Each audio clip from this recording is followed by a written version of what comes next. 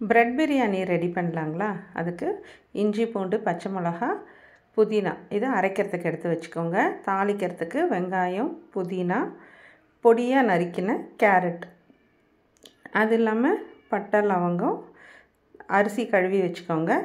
தேங்காய் பால் எடுத்து வச்சுக்கோங்க.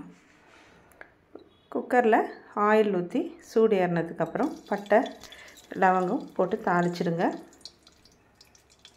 அதிலே வெங்காயம் புதினா அதையும் போட்டு நல்லா வதக்குங்க.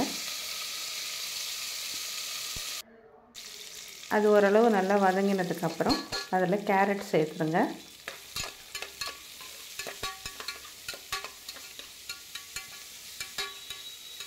கேரட்டு கொஞ்சம் வதக்கிட்டு அதில் இஞ்சி பூண்டு பச்சை மிளகா புதினாலாம் அரைச்சி வச்சுருக்கோம் இல்லைங்களா, அந்த பேஸ்ட்டை அதில் போட்டுருங்க. அது அந்த பச்சை வாசனை போகிற அளவுக்கு வதங்கட்டும்.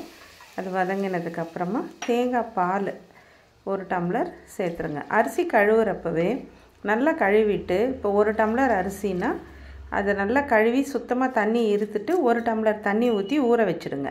அப்போ இன்னொரு டம்ளர் பால் தேங்காய் பால் ஊற்றிட்டோம். இப்போ திருப்பி அந்த மீதி இருக்கிற அந்த தண்ணியையும் இதில் சேர்த்துடணும். இப்போ நெய் கொஞ்சம் போட்டுருங்க, உப்பு சேர்த்துருங்க. இதெல்லாம் போட்டு கொதி வந்ததுக்கப்புறம் இந்த அரிசியை அதில் போட்டுருங்க. இது நான் ஜீரக சம்பா அரிசி தான் எடுத்திருக்கேன், அதனால் அந்த பிரியாணி டேஸ்ட்டு நல்லாயிருக்கும். மூடி வச்சுட்டு ஆவி வந்ததுக்கப்புறமா வெயிட் போட்டு 10 நிமிஷம் ஃபுல் ஸ்லோவில் வேக விட்டிங்கன்னா உங்களுக்கு அந்த பிரியாணி ரெடி ஆகிடும். அதுக்குள்ளே ப்ரெட்டை இந்த மாதிரி உங்களுக்கு எவ்வளோ ப்ரெட் வேணுமோ அந்த அளவு பீசஸ் கட் பண்ணி போட்டு நல்லா எண்ணெய் சூடாக இருக்கிறப்போ போட்டு பொரிச்சிங்கன்னா எண்ணெய் குடிக்காது. மீடியம் ஃப்ளேம்லலாம் வச்சிங்கன்னா எண்ணெய் குடிச்சு நல்லா அப்படி ப்ரௌனாக பொரித்து எடுத்து இது சாதம் ரெடி ஆனதுக்கப்புறம் அதில் போட்டுட்டு இது லேசாக அது உள்ளே முழுகிற அளவுக்கு இப்படி கலரி விடுங்க. அப்போ லேசாக பாதி ஊறி ரொம்ப டேஸ்ட்டாக இருக்கும் நீங்கள் சாப்பிட்றப்போ. இது மாதிரி பண்ணிவிட்டு ஒரு 5 மினிட்ஸ் விட்டுட்டு அதுக்கப்புறமா நீங்கள் இதை சர்வ் பண்ணலாம்.